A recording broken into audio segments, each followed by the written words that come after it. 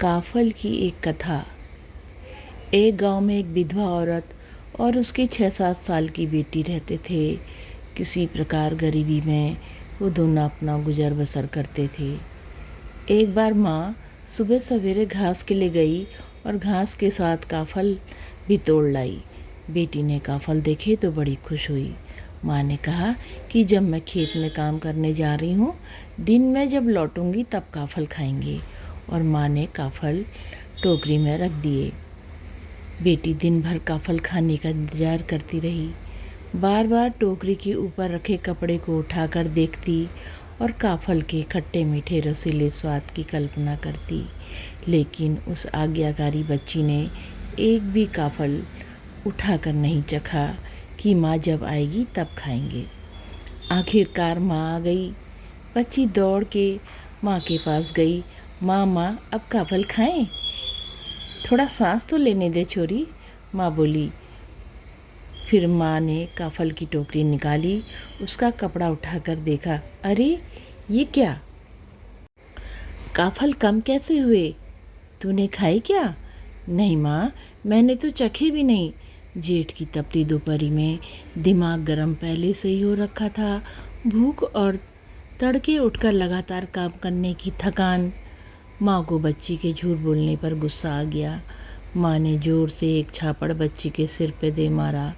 बच्ची उस अप्रत्याशित वार से तड़प के नीचे गिर गई और मैंने नहीं चखे माँ, मैंने नहीं चखे माँ कहते हुए उसके प्राण पखेरु उड़ गए। अब माँ का क्षणिक आवेग उतरा तो उसे होश आया। वो बच्ची को गोद में लेकर प्रलाप करने लगी। ये क्या हो गया? दुखियारी का एकमात्र सहारा ही था, वो भी अपने ही हाथ से ख़त्म कर दिया, वो भी तुच्छ काफल की खातिर।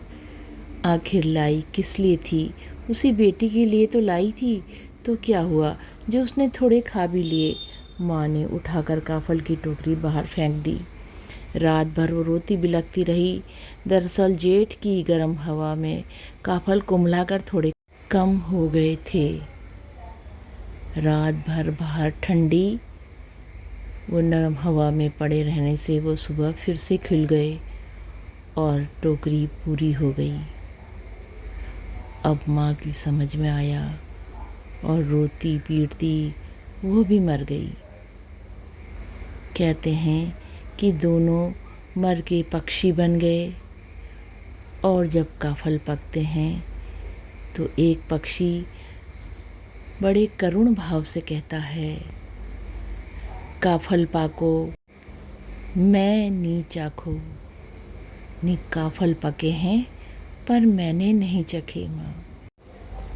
और तभी दूसरा पक्षी चित्कार कर कहता है, पूर पुतई पूर पूर, पूरे हैं बेटी पूरे हैं।